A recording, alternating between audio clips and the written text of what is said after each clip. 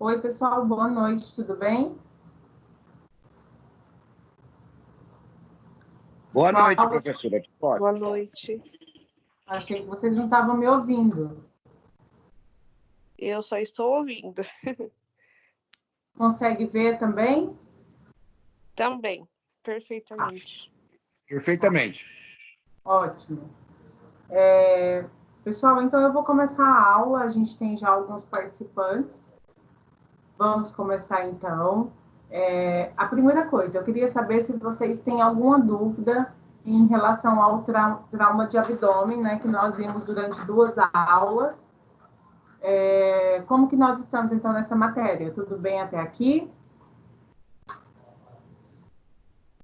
Para mim tá ok. Mais alguém, gente? Sim, para mim tá ok também, viu? Muito bem explicado.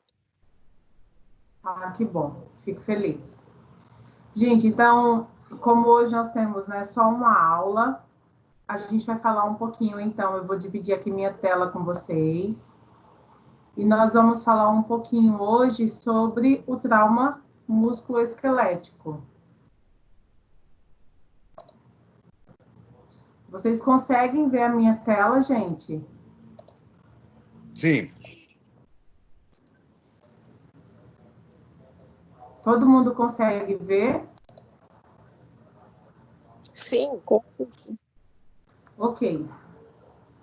Gente, então, só para dar um início do que a gente vai falar aí nas próximas aulas, né? A gente vai falar sobre o trauma musculoesquelético, e aí eu peço para vocês darem uma olhadinha em alguns artigos, pesquisem, leiam pré-aula, façam as atividades da pré e da pós-aula para facilitar, tá bom? Só antes disso, eu queria saber de vocês como que foi a prova, tudo bem?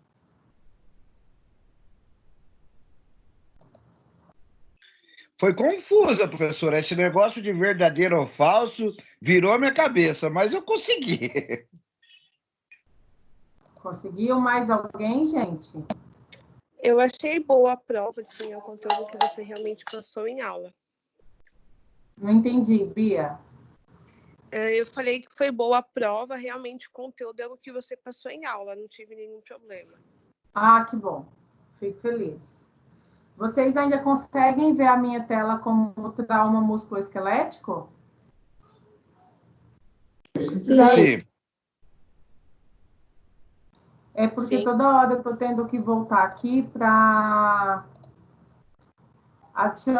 admitir vocês aqui na aula. Ele está pedindo autorização sempre, tá? Se de repente a minha tela parar de compartilhar, vocês avisem, tá bom?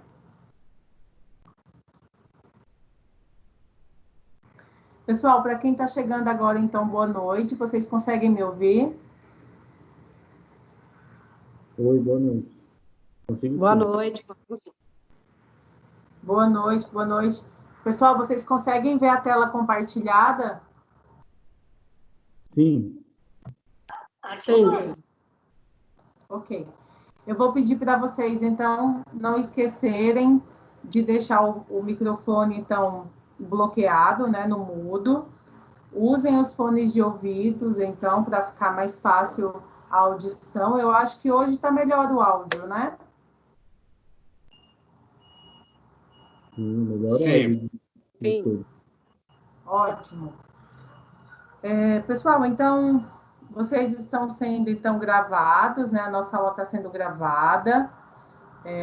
A gente vai falar um pouquinho sobre o trauma musculoesquelético. Como hoje a gente tem somente uma aula, então a gente vai dar aí um início nessa matéria. Eu peço que vocês pesquisem um pouco sobre isso, procurem artigos científicos. Agora, mais do que nunca, a gente precisa estar lendo, estar buscando para facilitar a aprendizagem, tá bom?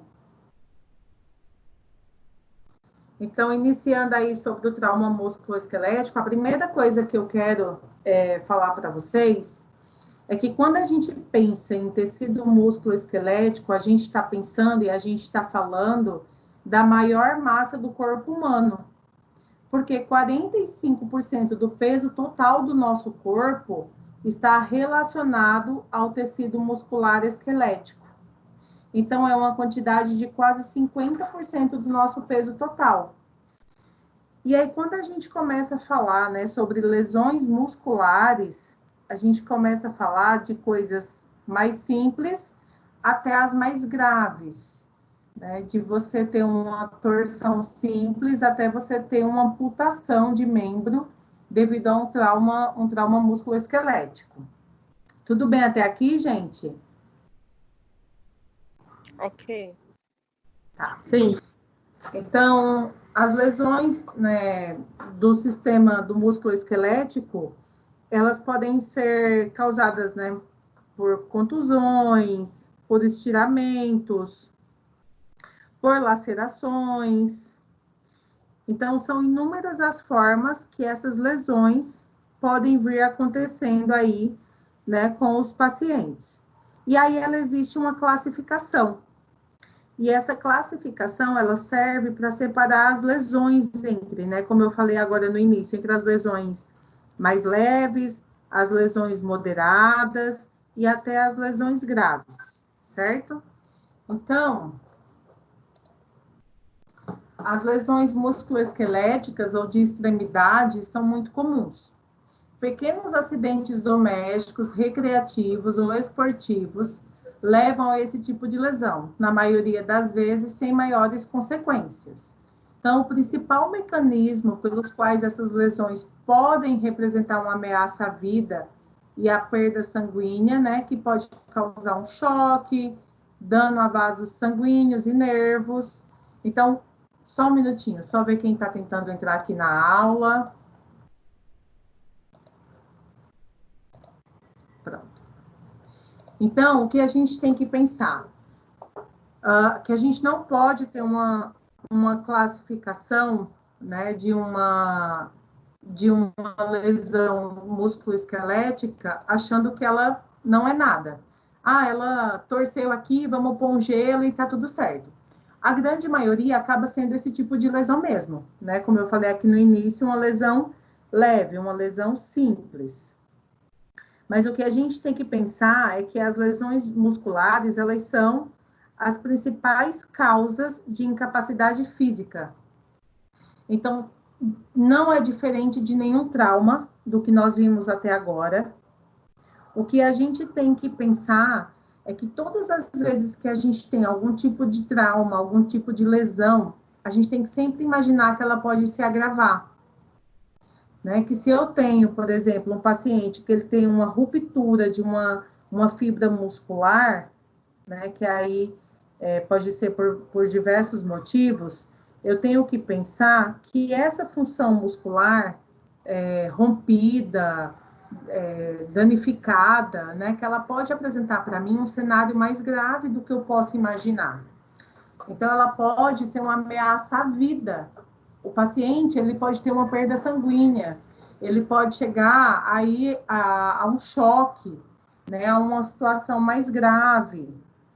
Então, como o nosso corpo, como no começo eu falei, né, que o tecido muscular, ele corresponde a 45% do nosso peso total, então dá para imaginar a proporção que é dentro do nosso organismo, né, a quantidade que é desse tecido musculoesquelético. Então, eu tenho que pensar o quê? Que todos os meus músculos, eles atravessam uma ou mais articulações para gerar um movimento. Então, quando eu tenho uma lesão, por exemplo, na panturrilha, isso pode danificar a minha perna inteira, o meu sistema venoso. Eu posso ter, por exemplo, uma amputação de membro por causa de uma ruptura de uma fibra muscular. Eu posso ter um rompimento de um vaso e aí o meu paciente começar a apresentar uma hemorragia interna e aí levar um choque. Lembram quando a gente falou do trauma fechado e do trauma aberto? O trauma aberto é mais fácil da gente intervir, porque a gente está vendo. A gente está vendo aquela pele aberta, né, aquele sangramento externo. Quando a gente fala de um trauma fechado, eu não estou vendo. Então, isso pode acontecer também no trauma aí musculoesquelético, né? Quando eu falo de musculatura. E aí eu posso ter inúmeros tipos de lesões. Tudo bem até aqui, gente? Pessoal, tudo bem? Ok, tudo certo. Sim, Estão professora, tá tudo conseguindo ok. entender? Inclusive, eu estou lendo aqui a Revista Brasileira, estou te escutando e lendo a Revista Brasileira de Enfermagem falando sobre os fatores de risco. Tem muita coisa, viu? Bastante coisa mesmo. Exatamente, tem bastante coisa. Sim, são vários Bom, exemplos aqui que vai desde de um estiramento muscular a um acidente de veículo, né? exatamente. Ô, Wallace, depois passa para o grupo esse artigo, põe no WhatsApp, por favor, Ok. tá bom? Ô, Bom, professor, gente, então falando aí de... Oi? eu tenho um exemplo que aconteceu comigo. Eu tive uma fratura exposta de tíbia há uns anos atrás, e a exposição do osso não era o osso propriamente dito, estava um tecido meio adiposo, e eu, não tendo muito entendimento, eu tentava levantar após essa queda e fratura, né? Então, realmente foi uma fratura aberta com exposição, e eu realmente via um pouco do tecido adiposo. Foi meio assustador, mas tudo bem. Não sabia que era o osso mesmo que estava para fora. Exatamente. Na verdade, assim, né? Quando a gente fala de trauma, como eu falei em outras aulas, qualquer tipo de trauma, ele tem o seu perigo, né? Ele tem o seu risco. E quando a gente fala do trauma músculo-esquelético, ele não é diferente. Porque ele pode ser uma coisa mais simples, uma classificação mais leve, até uma classificação mais grave. E aí a gente precisa, então, estar bem atento, fazer um exame, uma avaliação primária, uma avaliação secundária bem detalhada, porque quando a gente fala de mecanismo de lesão, né, quando a gente está falando aí do trauma musculoesquelético, a gente tem que pensar que mais de 90%, né, 90% é bastante coisa, das lesões, elas são causadas por estiramento. Então, o estiramento, geralmente, ele é considerado leve, dependendo como foi essa situação, então ele é considerado leve. Então, é uma porcentagem grande, se a gente pensa numa porcentagem para trauma, mas a gente tem também os riscos com outros tipos de lesões que estão relacionadas, então, às lesões musculares. Então, uma avaliação primária bem detalhada, uma avaliação secundária, uma anamnese muito bem feita, isso tudo vai ajudar a prevenir que esse paciente aí ele venha a desenvolver algum tipo de choque, algum tipo de situação mais agravante no quadro clínico dele. Bom, e aí a gente tem então as fraturas abertas, né, e as fraturas fechadas, que é um exemplo... Professora, eu já compartilhei lá no grupo o que eu estava lendo sobre o Atlas, tá bom? Ah, tá bom, obrigada, viu? Pessoal, então, aí como exemplo, né, que a Bia deu, as fraturas abertas e as fraturas fechadas, então, ocorre interrupção na continuidade do osso. Nas fraturas fechadas, a pele está intacta, e na fratura aberta, ocorre, então, sobre a lesão de continuidade da pele, que pode ser produzida pelos próprios fragmentos ósseos ou por objetos penetrantes. Uma coisa que é muito preocupante quando a gente fala de trauma musculoesquelético e a gente se refere às fraturas, sejam elas abertas ou fechadas, é o risco do paciente desenvolver algum tipo de trombo, né, por essa situação, porque eu tenho fragmentos ósseos que podem ser produzidos a partir de algum tipo, então, de lesão, algum tipo de contusão, né, algum tipo de ruptura de fibra muscular, de função muscular. Então, eu também, além de tudo que eu tenho que estar atento, eu também tenho que me preocupar com essa situação de repente, o paciente desenvolver algum TEP, né, o tromboembolismo pulmonar, devido à ruptura aí desses fragmentos ósseos. Tudo bem até aqui, gente? Ok, tudo bem. Ok. Como eu falei lá no início, né, que ela é dividida entre leve, entre moderada e entre grave, eu tenho que pensar, então, né, nesses momentos de hemorragia, no momento do paciente entrar em choque, no momento dele desenvolver um TEP, e aí entrar em uma parada cardiorrespiratória, né? Então, tudo isso é muito importante. E o que a gente tem que ficar bastante atento quando a gente avalia esse paciente? Na clínica. Então, lembrem sempre que a clínica, ela é sempre soberana. A Magna, acho que ela não está na nossa aula ainda, a Magna deu um exemplo muito bacana na semana retrasada, quando ela falou das duas vítimas que ela atendeu, né, na rodovia, e que ela conversou com a vítima, avaliou rapidamente a vítima e achou que estava ok, e ela foi socorrer aqui para ela, naquele momento era mais grave, e aí do nada, né, a vítima morreu, e aí entrou numa parada cardiorrespiratória, talvez provocada aí por um choque, e ela acabou perdendo as duas vítimas.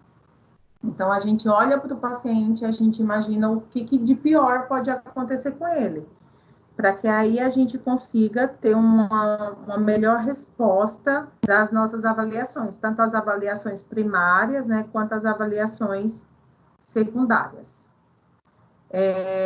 Existem alguns meios diagnósticos, né, que nos ajudam, principalmente quando a gente fala de fratura, de trauma em geral, que nos ajudam no diagnóstico e faz com que, então, seja iniciado um tratamento mais eficaz, mais rápido, mais imediato. Então, a primeira coisa que a gente tem que pensar, pegou um paciente de trauma, independente do tipo de trauma, por quê? Lembram quando eu falei lá atrás que quando o paciente ele é um paciente traumático, um paciente politrauma, nem sempre a gente consegue identificar o trauma na avaliação, certo? Para mim, ele é um paciente politraumatizado, ou seja, ele pode ter vários traumas ali associados. Um trauma de abdômen, um trauma musculoesquelético, um TCE. O que mais vai chamar a atenção, talvez, de imediato, seja um TCE, né, uma otorragia que ele vem apresentar, e aí os demais traumas acabam ficando ali, né, para a segunda avaliação. Nem sempre eu consigo ter tudo, porque eu não tenho um raio-x, às vezes, ali na hora, para ver se ele tem uma fratura, uma tomografia, enfim, alguns meios diagnósticos que vão me ajudar. Então, a primeira coisa que eu tenho que fazer é iniciar uma história clínica detalhada desse trauma. Então, que a gente entra lá, né, no momento da coleta de dados. Então, onde que aconteceu esse trauma, como aconteceu, qual era a velocidade provavelmente que ele estava, né, ou estava jogando bola, ou sei lá, foi subir em algum lugar, caiu, torceu o pé, enfim. Então, eu tenho que ter uma história detalhada, uma história clínica de como foi que aconteceu esse trauma. Seguido disso, eu tenho que ter o quê? Um exame físico. O que vai envolver o meu exame físico quando eu estou falando de um trauma musculoesquelético? Eu estou falando aí de uma inspeção e uma palpação dos músculos envolvidos. Isso é extremamente importante para vocês lembrarem. Então, no meu exame físico, todas as vezes que eu for fazer um exame físico de um trauma musculoesquelético, né? Porque eu estou falando isso porque agora a gente está se referindo exclusivamente para esse tipo de trauma. O que eu não posso esquecer é que eu tenho que ter uma inspeção e uma palpação desses músculos muito bem detalhadas. E aí eu vou ter, então, outros meios diagnósticos, né, que vão me ajudar a entender, né, junto com a equipe multi, o que pode estar acontecendo aí. Uma coisa importante, gente, é visualizar a pele desse paciente. Então, tanto na palpação, né, conforme eu vou fazendo ali a palpação, quanto visual mesmo. Então, como que está a pele desse paciente?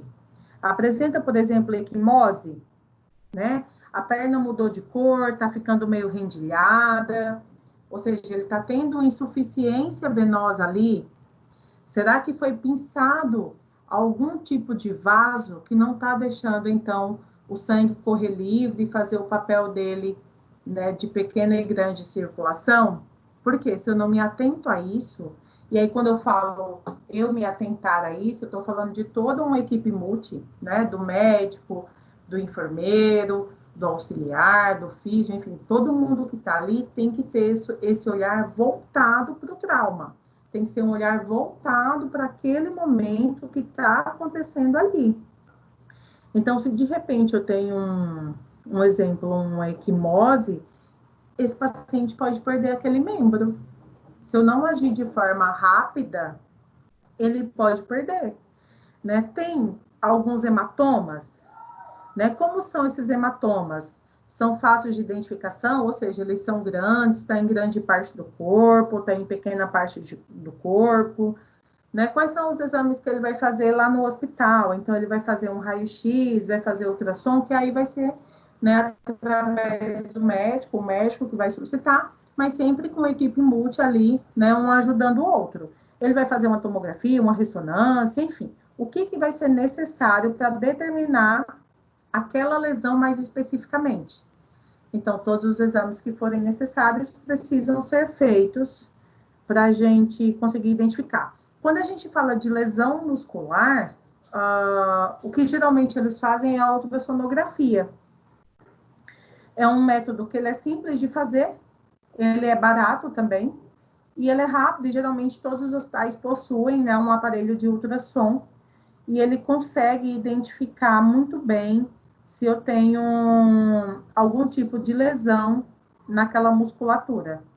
Claro que eu preciso também de um examinador, né, de um médico que entenda muito bem daquele ultrassom, que ele consiga identificar rapidamente se eu tenho alguma alteração ali naquele paciente, né, para que a gente consiga aí atuar de forma rápida. Pessoal, está muito rápido, vocês estão conseguindo acompanhar? Sim. Sim, tá bom, assim. Ok.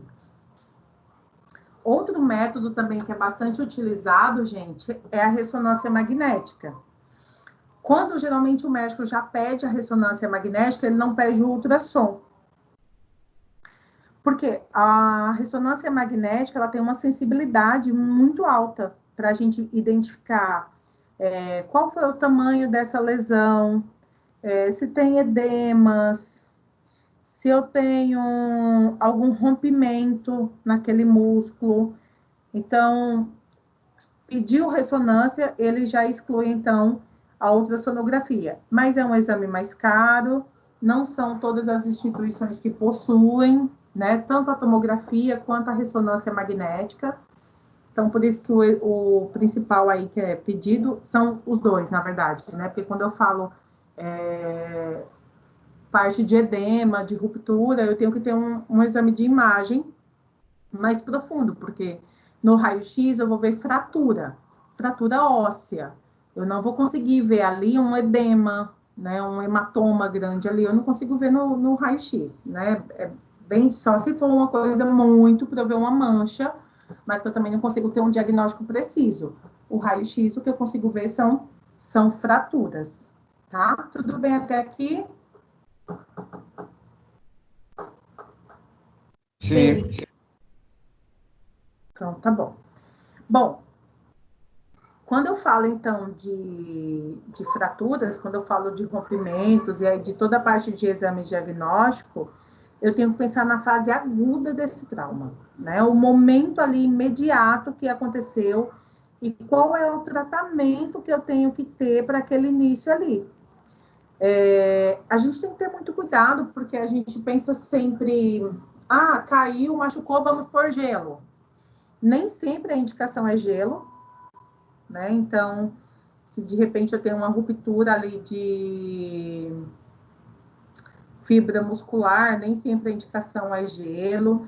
Então, o que é mais indicado? Indicado é a gente levar esse paciente para um profissional que entenda, né, um ortopedista, porque se de repente o paciente tem um estiramento muscular e a gente põe gelo, isso pode piorar, porque ele vai ter uma contratura muscular muito maior, ele já está contraído, e se você põe gelo, ele vai contrair mais ainda, o que vai dificultar, então, a circulação sanguínea daquele vaso. E nem sempre a gente pensa assim, né? A gente, às vezes, usa, até 2 horas gelo, depois de 2 horas água quente. E nem água morna, e nem sempre é assim, tá? Então, o indicado é que o tratamento ele seja feito, então, por um profissional que entenda, e aí ele vai indicar se vai pôr uma proteção, se vai ser um repouso, um gelo, uma compressa, enfim, se vai elevar membro, enfim.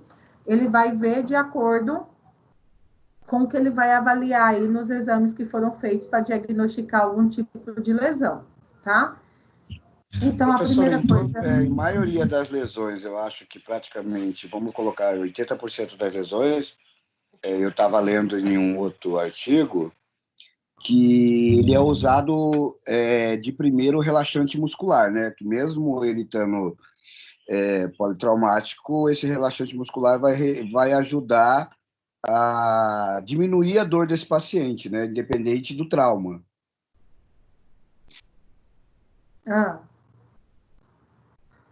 Isso é uma pergunta ou não? Você só está me falando? Eu estou te falando o que eu li, na verdade. Aí a senhora pode estar certo ou errado, né? É assim, Wallace. Geralmente, quando o paciente ele chega com algum tipo de trauma, seja um estiramento, uma contusão, a primeira coisa que faz, né, é o remédio para dor, certo?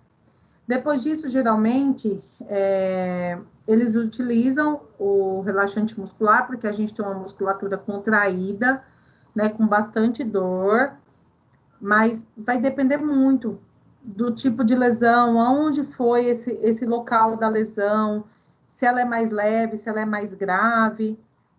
Existem poucos estudos, né, que fizeram pesquisas com pacientes, por exemplo, utilizando anti-inflamatórios. Então, geralmente, o que eles fazem é um relaxante muscular, um remédio para dor, só que vai depender aonde aconteceu essa lesão, como foi essa lesão. Então, o que vai depender ali? Da sua avaliação, tanto a sua avaliação primária quanto a sua avaliação secundária. De acordo com aquilo, aí o médico vai passar as medicações que são necessárias ali. O que também geralmente eles fazem, né? Que eu estava falando aí do gelo. Geralmente eles fazem uma combinação, né? Do gelo, dependendo também da lesão e onde foi essa lesão, né? Da fibra muscular rompida. Então, o que eles fazem geralmente é uma combinação de gelo e compressas. E aí eles alternam entre 15 a 20 minutos, depois repetem entre intervalos de 30 a 60 minutos e assim sucessivamente. Mas tudo com indicação médica, né? Para esse tratamento. Deu para entender, Wallace? Sim, professora, obrigado. Imagina. Uma coisa também que é bastante utilizada quando a gente tem rompimentos de fibra muscular é a elevação de membro acima do nível do coração, né? Então, nada diferente do que a gente faz quando a gente eleva os membros do paciente. Por quê? Quando a gente faz essa elevação de membro, né, quando a gente eleva os membros desse paciente, a gente tem uma diminuição da nossa pressão hidrostática. Quando a gente tem uma diminuição da pressão hidrostática, eu reduzo o acúmulo de líquido naquele espaço daquela lesão, naquele espaço intersticial. E aí, então, eu tenho uma diminuição de edema naquele membro que já está afetado. Deu para entender, gente, até aqui? Sim. Muito bacana essa questão da elevação de membros. Não entendi. Muito bacana essa questão da elevação de membros. Muitas vezes a pessoa ela não teve trauma, mas ela está com edema de membro inferior. E aí ele eleva e dá para ver rapidamente que diminui o edema. Exatamente. Porque se aquele músculo já está retraído, né, já está tendo uma dificuldade maior de circulação e você deixa ele para baixo, então vai ser mais difícil de tratar esse paciente, né? Então, isso é bacana mesmo, tá? Pessoal, tem alguém pedindo para entrar?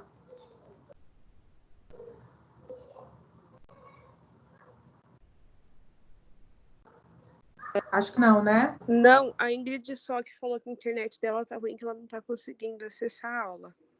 Tá bom, gente. Obrigada. Bom, aí eu coloquei para vocês, então, para vocês pesquisarem sobre esses temas. Eu já coloquei esses pequenos slides aqui lá na 3.1. Então, tá como aula 30/4. e eu quero que vocês pesquisem para mim sobre luxações, entorses, distensões e amputações traumáticas. Vocês vão mandar isso para mim pelo AVA, tá bom? Fora isso, eu coloquei um estudo de caso.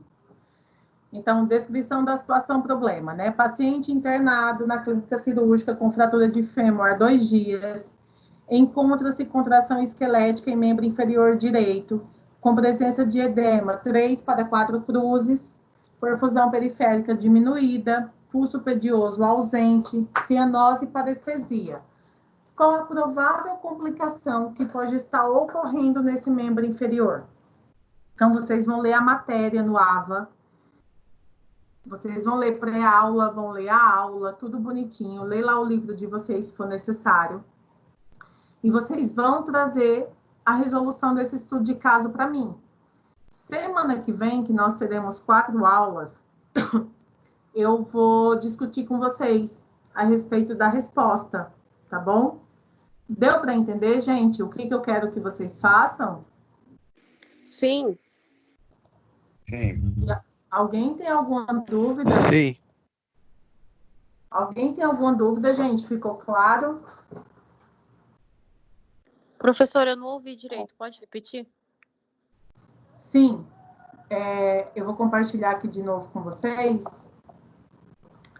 Eu estou pedindo... Vocês conseguem ver a minha tela? Sim. Ok. Eu estou pedindo para vocês, então, uma pesquisa sobre luxações, entorses, distensões, amputações traumáticas, e estou dando aí um estudo de caso para vocês responderem para mim. Então, aqui a gente fala um pouquinho sobre um paciente com trauma musculoesquelético, e no final eu pergunto, qual a provável complicação que pode estar ocorrendo nesse membro inferior? Para vocês responderem esse estudo de caso para mim, vocês vão ter que ler a matéria. Então, leiam a matéria, leiam a pré-aula, leiam sobre a matéria no livro de vocês. E aí vocês vão conseguir responder. A semana que vem, eu vou discutir ele com vocês, mas vocês precisam já ter, né, trazido para mim, então, a resposta dessa situação problema. Deu para entender? Tá ok. Ok. Se não tiver um estudo de caso ou um artigo, não é você. Pois é. Pessoal, eu queria pedir para vocês, se vocês tiverem alguma ideia do que a gente pode fazer para melhorar a aula, para ficar um pouco mais dinâmica, eu sei que é cansativo, vocês estão de parabéns, porque vocês sempre estão participando das aulas desde o início. Então, eu estou bem feliz com vocês, mas para vocês não ficarem desestimulados, aí, desanimados, se vocês tiverem alguma ideia do que a gente pode fazer para deixar a aula um pouco mais dinâmica, é só compartilhar comigo, que aí a gente tenta melhorar, tá bom? Ok. Churrasco. Oi? Churrasco, é mais dinâmico. Uma aula com churrasco. Ah! Vamos fazer um churrasco virtual. Só se eu colocar uma churrasqueira aqui, eu vou comendo e vocês vão vendo. Tem problema, eu vou tomando a cerveja e você comendo a carne. Pessoal, então, vocês tomam a nossa cerveja e aula eu então tomo termina vinho, tá bom? aqui. Hoje foi só uma breve apresentação do que é o trauma musculoesquelético. Semana que vem, então, a gente vai conversar mais sobre isso. Semana que vem nós teremos, então, 4 aulas, né? As 4 aulas na quinta-feira. E aí vai ser mais fácil para vocês entenderem, mas eu preciso que vocês façam essas pesquisas que eu pedi, que vocês tentem também responder aí o estudo de caso, tudo bem?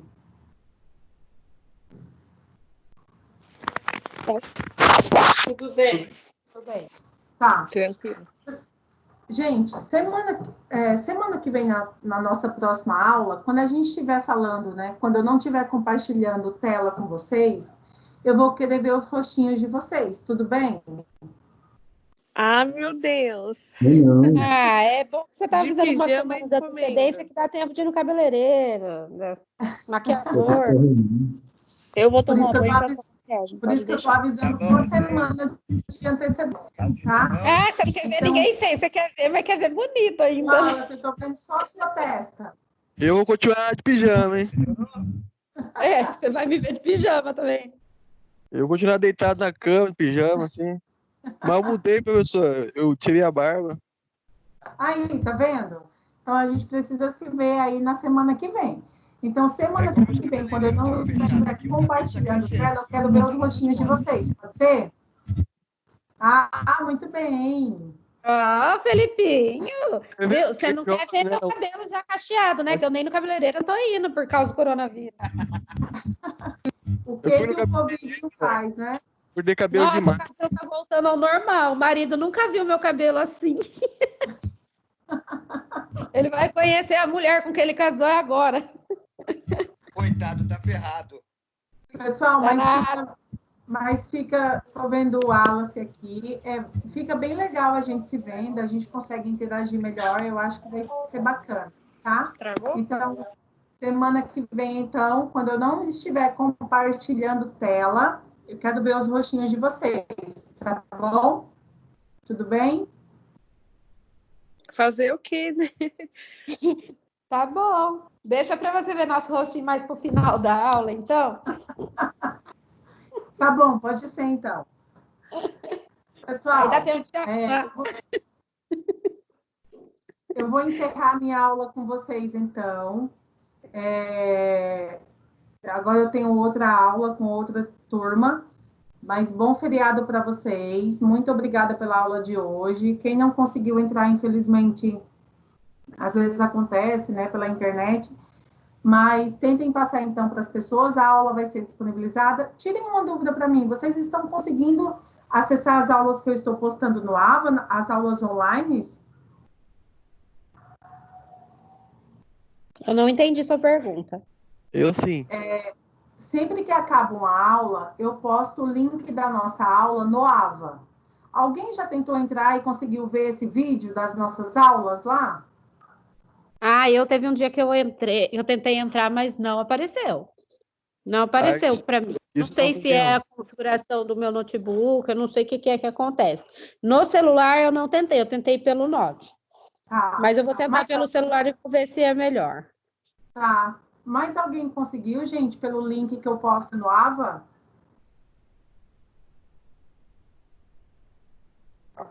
Ninguém Eu nunca tentou? acessei. Não? Eu vou pedir para vocês tentarem acessar. Vou pedir para vocês tentarem acessar para a gente ver se está dando certo, tá bom? Pessoal, então eu vou encerrar nossa aula. Depois vocês me dão um retorno, então. Eu estou, então, parando a gravação. Um bom feriado para vocês, bom descanso. Até semana que vem, tá bom? Um beijo. Fiquem com Deus, tá? Boa noite. Tchau. Boa noite. A todos. Boa noite. Boa noite, Tchau. pessoal. Bom descanso. Até semana que vem.